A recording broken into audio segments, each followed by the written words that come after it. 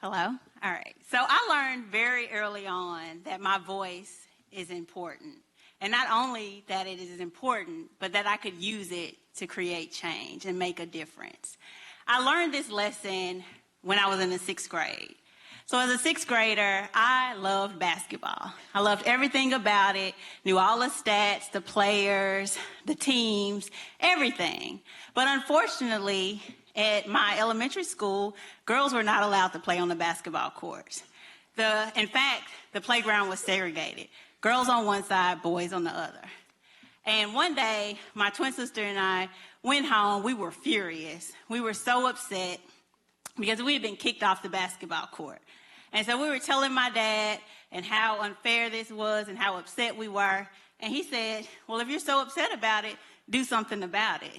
And we were like, what? We're just 6th grade girls. What can we do? So we pulled out that handy encyclopedia and started looking at how people had created change over time. And we looked at the civil rights movement and the civil rights leaders and what they had done to change the course of history. And so I was learning about the tools and the strategies and techniques that people use to change the course of history. So the next day, my twin sister and I went to school. We were fired up. We were ready.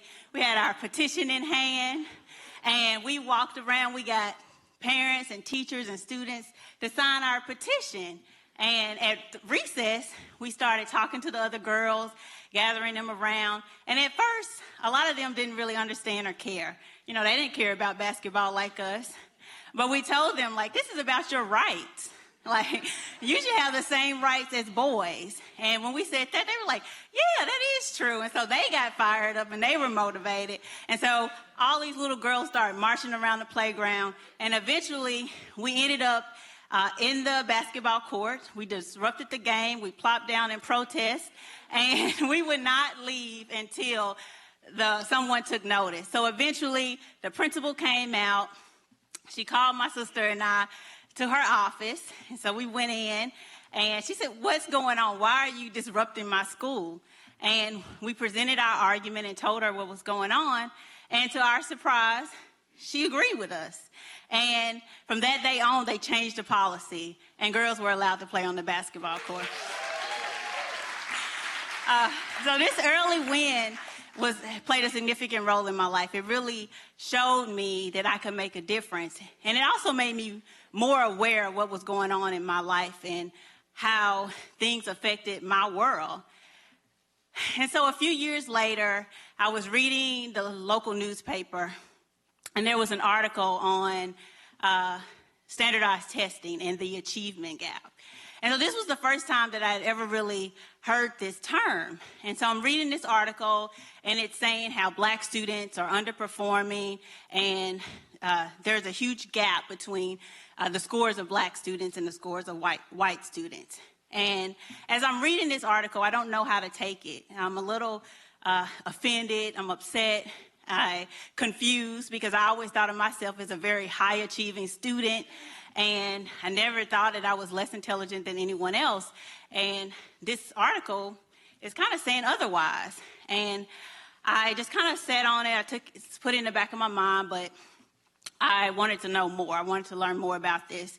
And a few months later, and my 9th grade biology teacher told us that we would have to do a science fair project. And so I decided that I was going to do my science fair project on the bias of standardized tests. And so I created my own test, and I modeled it after the Black Intelligence Test of Cultural Homogeneity. And I tailored it to fit 9th grade students' bias in favor of black students.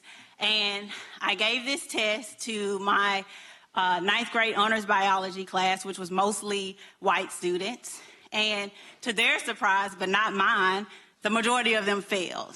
And so this was exciting, not because they failed, because I realized there was something deeper to this. There was something more going on, and I wanted to know what was happening. And so throughout my educational journey, I started studying these disparities and really diving deeper into structures and systems and how those systems influence disparities. And I began to learn about intersectionality and looking at things through a lens of race, class, and gender. And so I had the opportunity to do all this learning, and it really informed my understanding of the issues. I was learning about the connection between health and environment and education. And so after graduate school, I had the opportunity to move back to Arkansas, and I started working at a nonprofit, a community organizing and advocacy nonprofit. And I was tasked with raising money for this organization.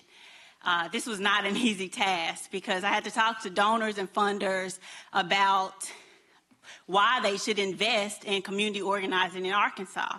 And a lot of them, especially the ones outside of the state who didn't know much about the state, viewed it as a black hole, that nothing could change here, nothing could improve. And so I would have to tell them stories about our communities and the people that we work with.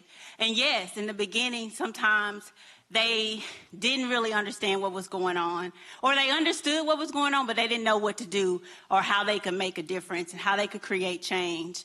But once we started educating them on the issues and raising awareness about the issues, and then giving them resources and tools and strategies, they could advocate for themselves, and they created change in their communities right here in Arkansas. And so over time, I realized that a lot of things that I learned in sixth grade were still true. And even though that sixth grade win was pretty easy, and these wins today are not. It's a hard fight. It's a tough job fighting for equity and justice, but it can be done. And the things that I learned is that although some things seem blatantly unfair and inequitable to some people, it's not as blatant to others. And so you have to educate them on what's going on. You have to raise awareness. But then you have to provide people with resources and tools and strategies so they can advocate for themselves, so they can make changes in their own communities. And I learned that community organizing is a very powerful tool. When people are able to use their collective voice, they're able to make real change. Just think about when I was in the sixth grade, if it was just my sister and I marching around, it wouldn't have been as impactful. But when you had a whole playground of little girls marching around and coming together, people took notice, and people had to wake up and see what was going on. And so I learned that we have to demand justice. We have to demand equity. We have to always stand up for what we believe in. And most importantly, I learned that children can lead movements. Children are powerful. We have to make sure that we're providing our children with everything that they need to not only survive, but that they can thrive and become the change agents they were born to be. Thank you.